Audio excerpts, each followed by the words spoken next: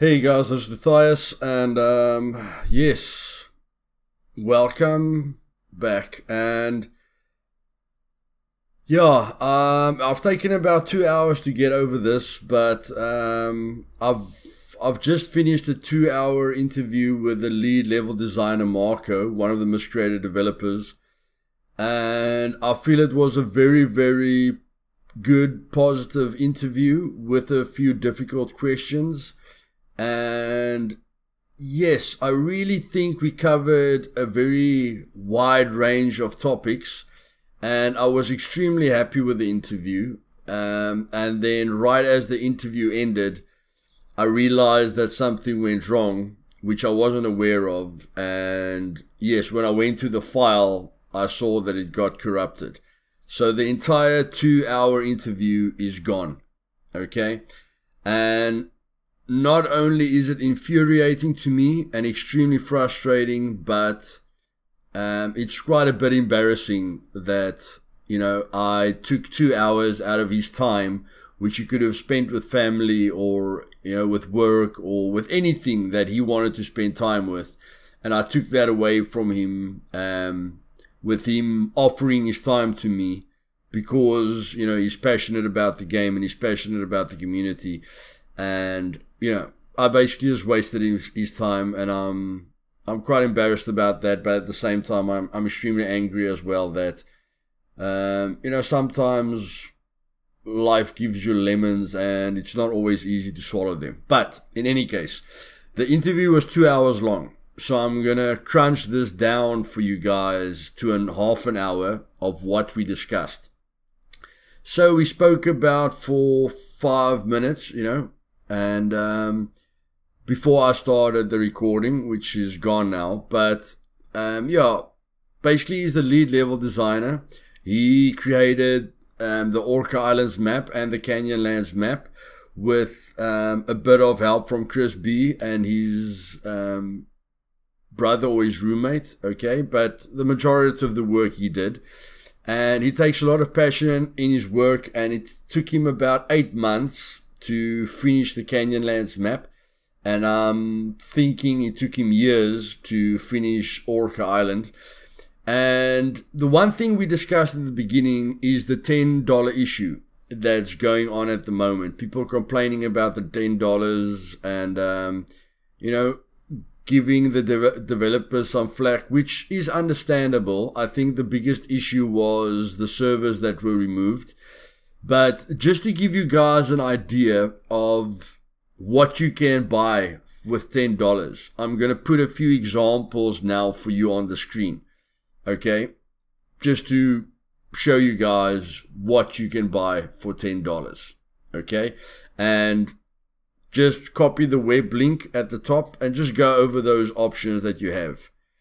A lot of us can spend $10 at McDonald's or KFC or any restaurant very easily for one day, and that's it. The $10 is gone. Okay, it's one experience. I've spent about 3,000 hours on Orca Dam, and I'm sure I'm going to spend more than 1,000 hours on Canyonlands. And I really feel it's an insult to focus so much on the $10. Okay, there are things that we can focus on and that we can maybe be upset about, but the $10 issue is definitely not something that I think we need to ride to death. And not a lot of positivity or not a lot of creativity, or you can't really build something with a lot of negativity. Okay, and I feel I have had my moments, okay, where I express my feelings to the developers. And it doesn't always go well, but my interview with Marco was very positive, and he really is proud of his team, and the other developers, and he feels Terry, the lead developer, okay, the main person who started everything, gives them a lot of freedom. So I feel they work very well together. I don't really understand why we butt heads such a lot when we enter the Discord, but I feel the fanboys are are the biggest problem at the moment, okay? And the problem with the fanboys is, if I enter the Discord, I've got no problem with the fanboys because I can silence them very easily.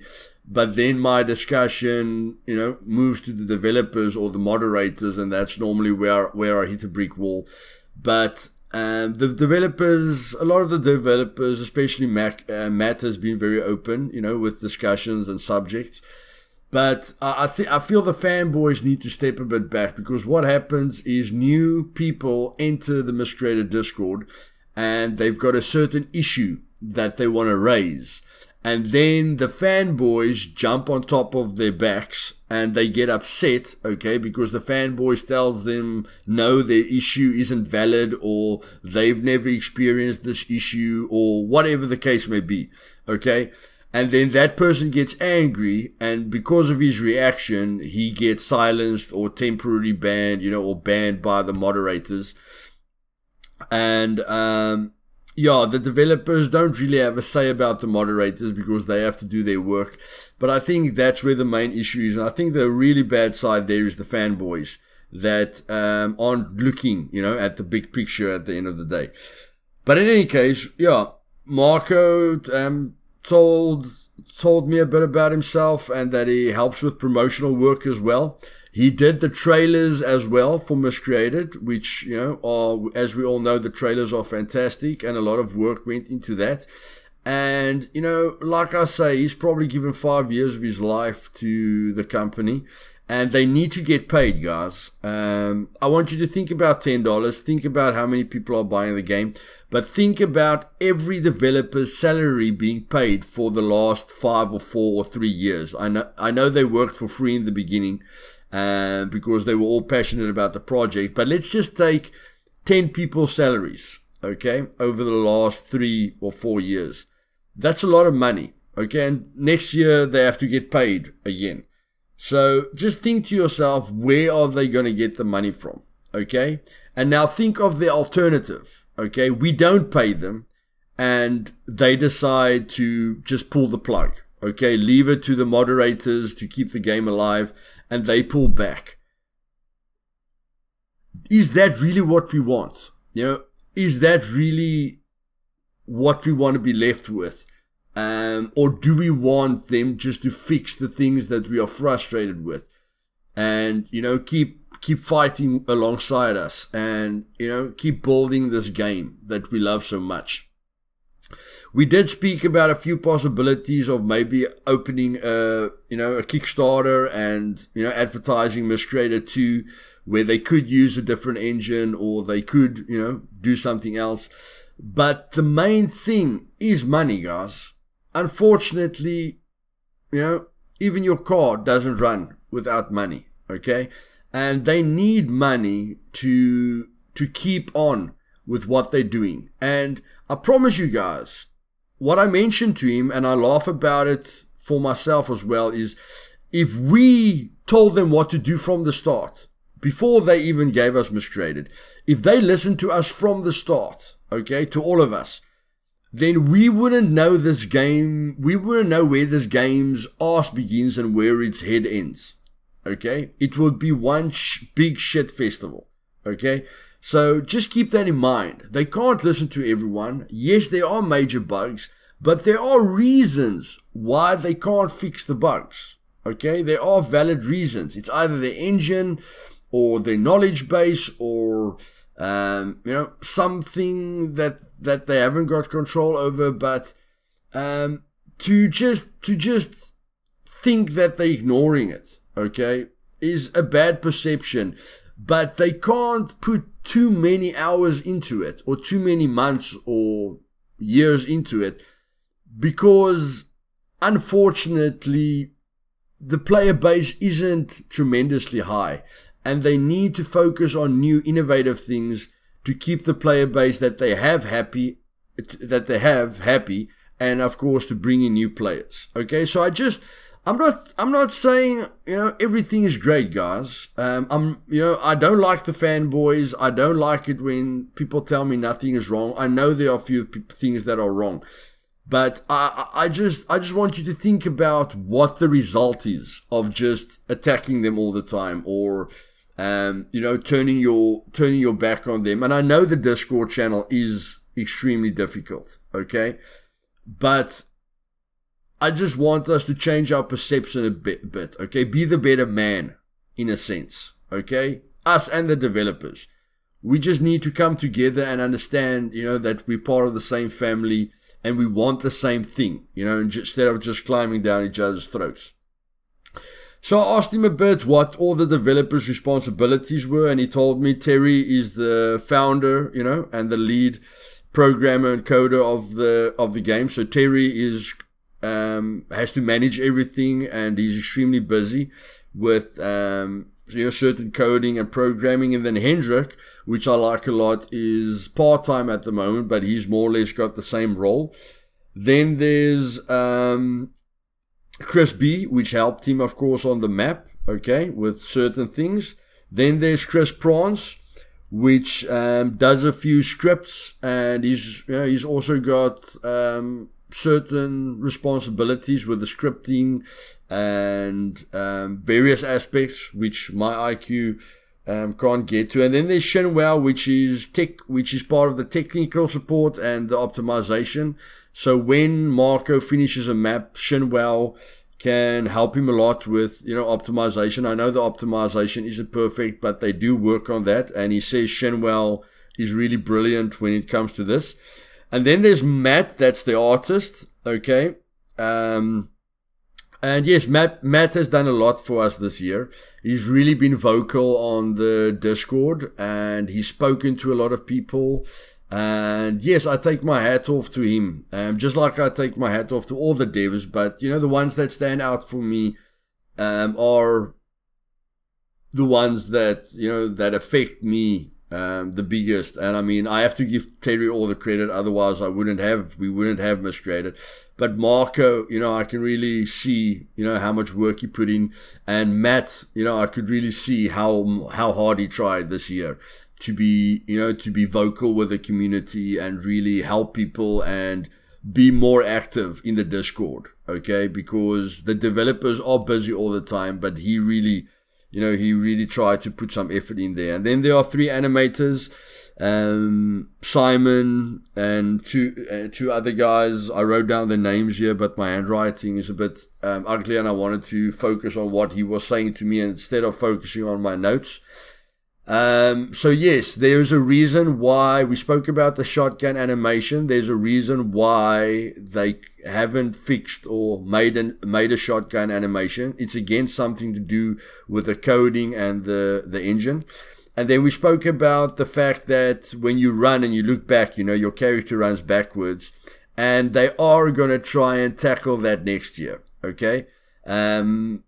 They might not be able to change it, but it is on their radar for next year. Okay, so just be aware of that.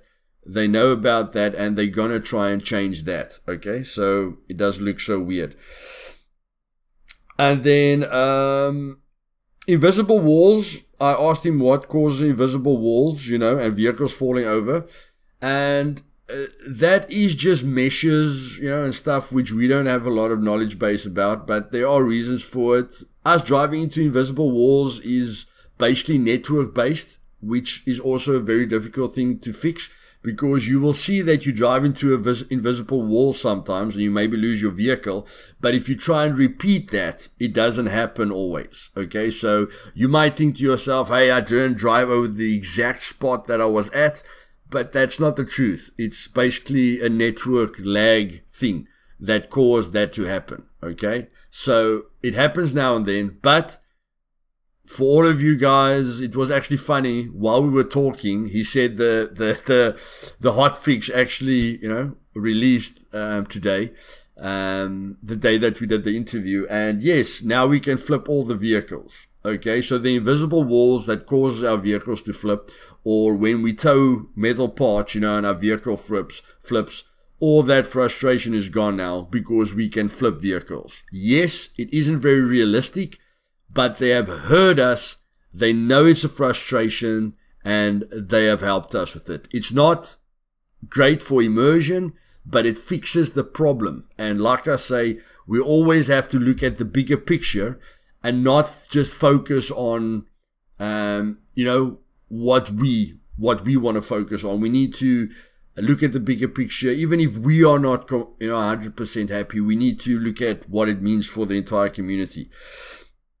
And then I just asked him, how long it will take to play a bit with the spawners, like make the airfield a hot zone again, that they can add better spawners there, or get the old spawners back in the northern bunker on Orca Island, because it's really not worth it to go in there anymore. And we did discuss various ideas, okay? He didn't commit to anything, but he told me, we shared a few ideas which he said is possible. So it is a possibility, okay? But like I say, they are very busy, and Canyonlands is probably going to be his main focus at the moment. But I did put a few ideas, in the back of his head, and I hope he can use it at some point, okay? We discussed using the electricity that the water normally gives you. It's not directly connected to the water, so there could be, a factor that the electricity just kills you if you're in there when you're not supposed to be in there, or radiation or anything, okay? So we did mention it, and he didn't commit to anything, but, from my side, I did mention it to him. And then I asked him, can we add stairs, and make it so that we can place traps in bunkers to make it more action-packed. He wasn't sure about the stairs. I did mention it to him, but he says he thinks the ladders are, a better option, and he understands that there are trolls in the games, but it isn't a major issue. So again, it's not worth him spending a lot of time on that, or changing the designs completely for that factor, okay? But it's something that we did discuss. And then the traps, there is a problem underground with the map, with the engine, or with the map creator, or with the meshes. There is a problem where we can't, where traps isn't possible. But again, I mentioned it to him. And then we spoke about Canyonlands and how much I'm excited about where I built my base. Like, I explored the whole map, and I really went looking for all the secrets and stuff that there are. And I realized that at the dam wall, at the edge of the dam wall, there's a few little places there that you can loot. Okay, it's like broken down places where there's cars and a few tables, but the loot that you can get there is really great. So what me and Avenger did is I built my base as close as possible on the right hand side, and he built his base as close as possible on the left hand side, so we can look over the canyon entrance, and kill anyone that goes into that zone, because in between brackets, we claim that zone for ourselves, but when you explore the map, when you try and put as much time into just seeing the beauty of it and what went into it, you find hidden gems, okay? You find hidden gems, and we are still looking for the secret to the map, okay? There is a secret location, and we are going to find the secret location. Me and my community and you guys have found clues, okay, and we're working together to get to the bottom of it. Hopefully, there isn't some kind of guy that can go into the files, and just go and harvest the information that he needs. Hopefully, us, the guys that really put the effort into go and explore the map and find these secrets, hopefully we break the code first, okay? So for the whole community, let's work together on that. And then we spoke about the AI, okay? I feel large numbers is a big problem for the server's performance, but we did speak about adding more dangerous mutants, and they can change a few things to the mutants, and maybe in the future, okay? The AI company that they're using is more focused on AI behavior, and it cost them a lot to get a completely new AI into the game that behaves completely differently. But maybe, just maybe they can change the crazy and the spiker and the skinless mutant. Maybe they can add, two different kind of threats to them.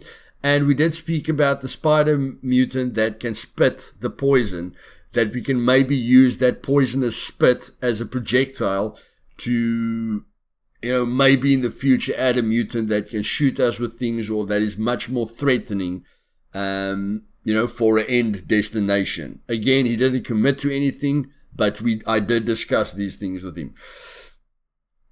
And then, yes, we discussed various ideas that were, shared between the community and them.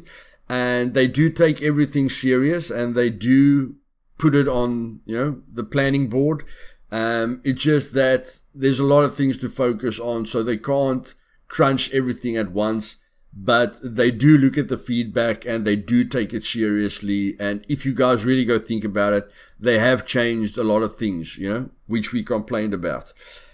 And then I asked him about servers, okay, because I want us to reach 10,000 players next year. And at the moment, there aren't really enough official servers, because I think we can only handle up to about 4,000 to 5,000 players with the servers that there are. But he said they are thinking about adding new servers depending on the player base. But yes, I think really, I spoke to him about it, that we can maybe make a PvP, if they can maybe make a PvP focused server with death messages and scoreboards that all the PvP guys would love to be part of. And then maybe add a PvE server, where the PvE is the main threat. Storms can kill you, all the AI is dangerous, all the survival elements are more difficult and stuff like that. And the only way they're going to do that is if the modders or the server creators create something in that line. Of course, the developers are going to be able to do it much better.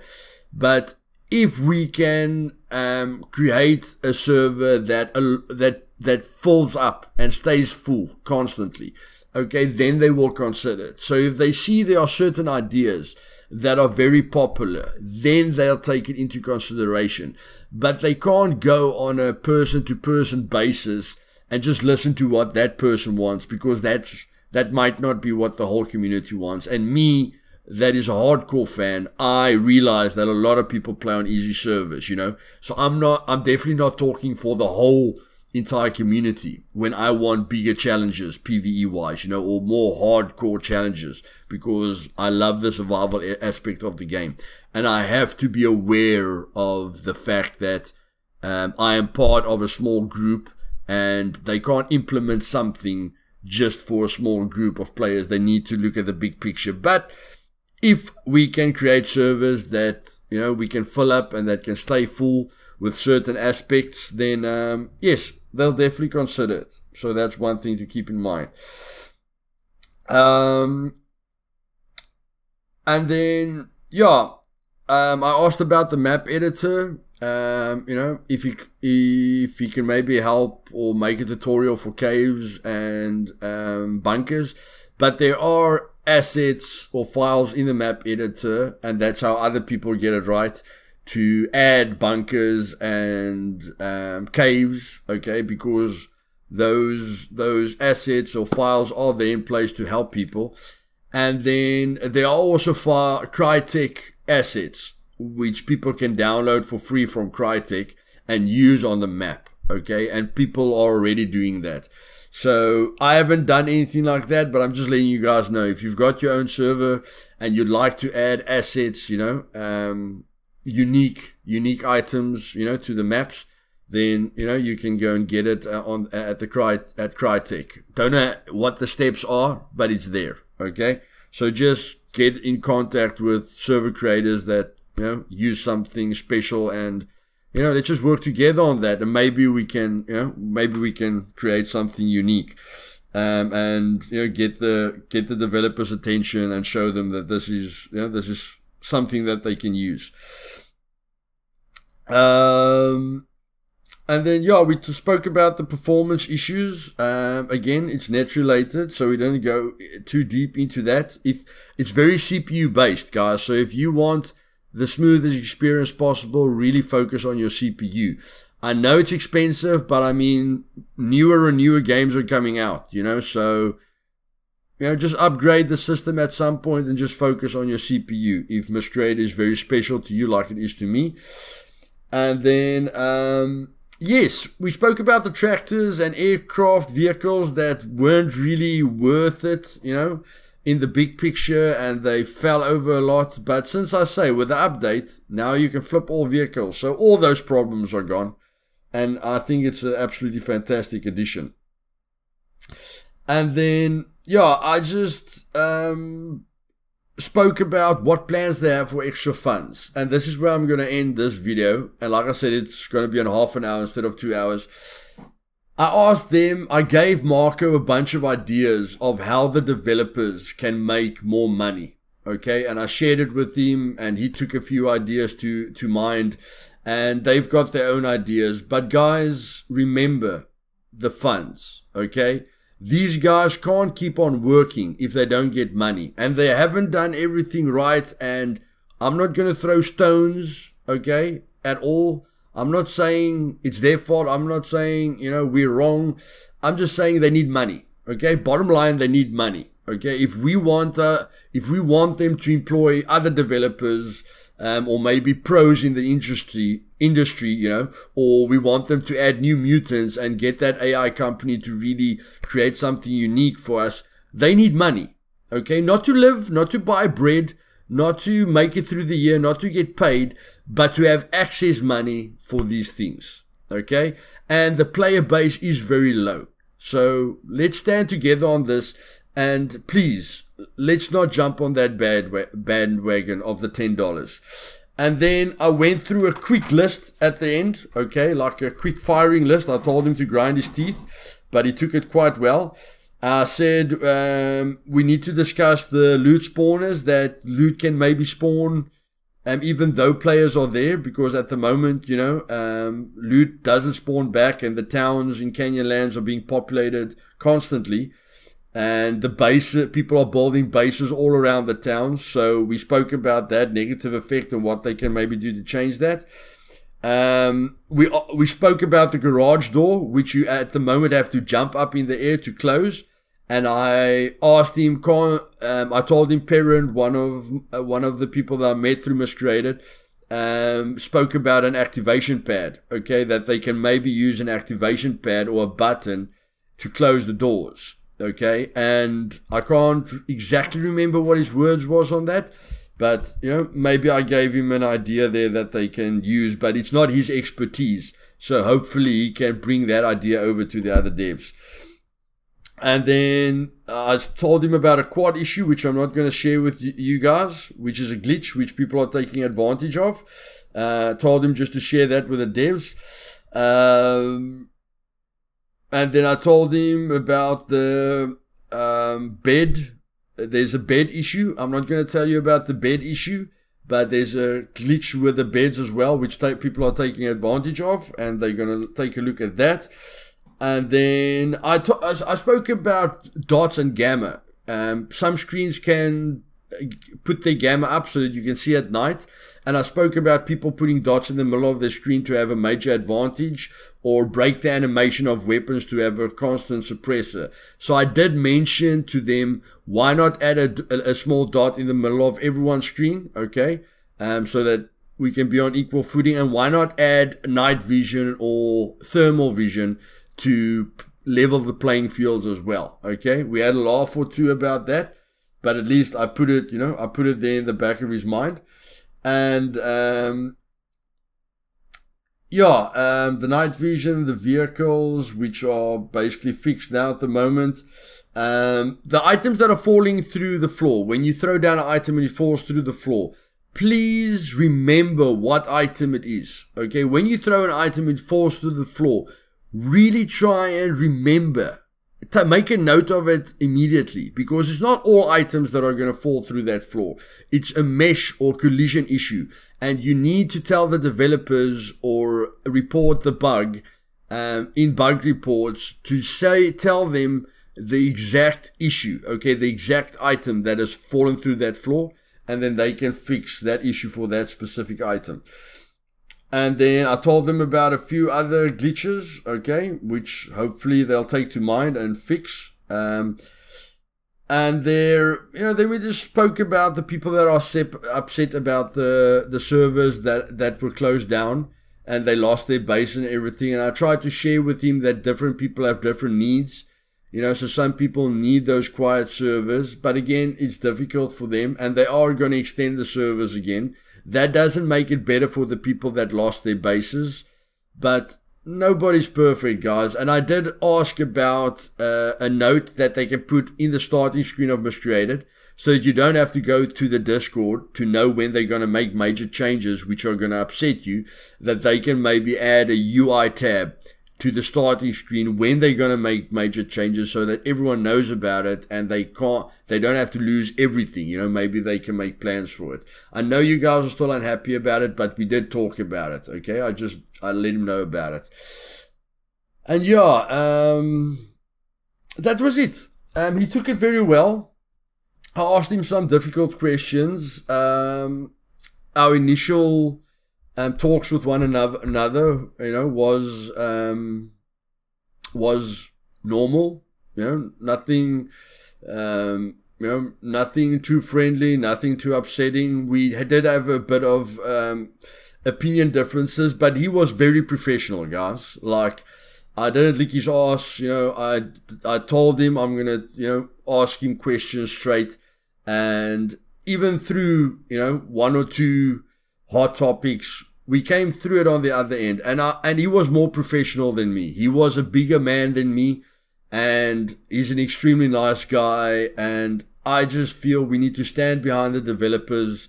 And New Year's resolution is just to hope for the best, support them the best we can. And if we are having such a bad time with the game, if you are getting frustrated constantly, take a break, go play a ton of other games that are out there, okay? Go and enjoy yourself. And when you really miss the game, okay, and and all those frustrations are gone, come back, because there's always a reason to come back to Miscreated. And maybe they have fixed, the things that frustrated you the most. But let's try and be the bigger guys. Let's try and be the better man or the better woman.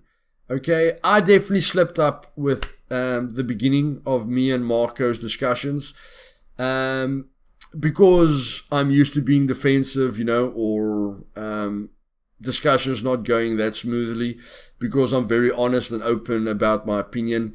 But he was the bigger man, and I've got a lot of respect for him, and he changed my perception about the other developers and how they work together, and how close they are as a family. And every person's got a good side and a bad side, okay? And I think maybe we just tend to bring out the sides, the bad sides. And remember, when you get there and you attack them, or you're not happy with someone or something, you're not the first guy. Okay, you're probably the millionth person that is shitting them out about a certain subject, and they've gotten death threats and all this kinds of shit. So let's just remember what this game means to us in its essence, bugs and all. And then we ask ourselves, are we perfect? Is there anything perfect about us? And I think that's a very easy answer, okay?